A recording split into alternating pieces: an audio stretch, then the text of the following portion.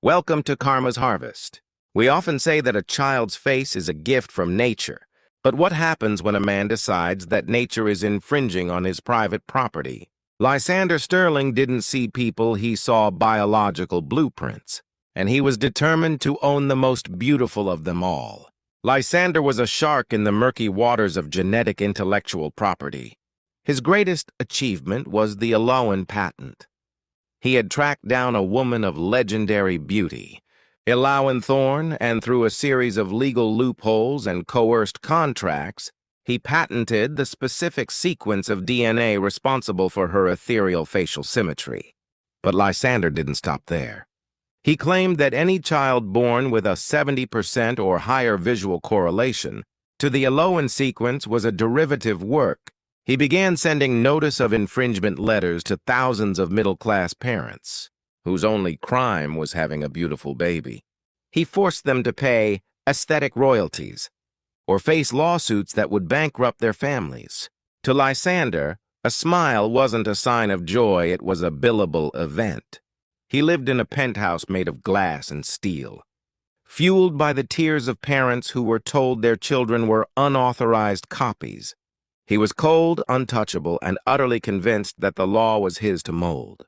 He even successfully lobbied for the Image Integrity Act, which mandated that all public facial recognition systems flag any unlicensed genetic phenotypes to protect patent holders. He thought he was building a fortress of wealth. In reality, he was building his own prison. The small, jagged twist began during the annual gala of the High Court Bar.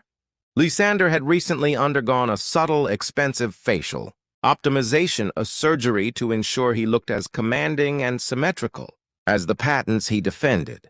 But the surgeon, perhaps seeking a silent revenge or simply following the golden ratio Lysander, so obsessed over, modeled the lawyer's nose and jawline after the very Eloan sequence Lysander owned. Shortly after the surgery, the global security grid updated to the very image integrity software Lysander had championed.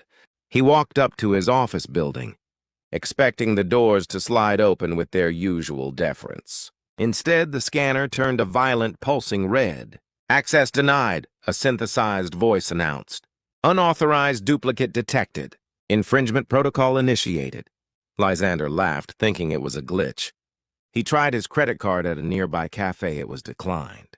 He tried to call his firm, but his phone, locked by facial ID, refused to recognize him as the owner. The big karma moment arrived when he realized the legal trap he had set for the world had finally closed on his own neck.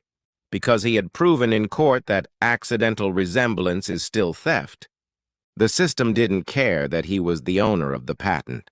To the cold, unyielding logic of the algorithm, he was simply a biological entity, walking around with a protected asset without a license.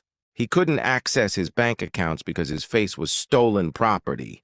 He couldn't even enter his own home, as the facial recognition lock identified him as a criminal intruder. By the time the police arrived, they didn't see a prestigious lawyer. They saw a man whose very features were a violation of federal law. Because of the laws Lysander himself wrote, the authorities were required to quarantine the infringing asset.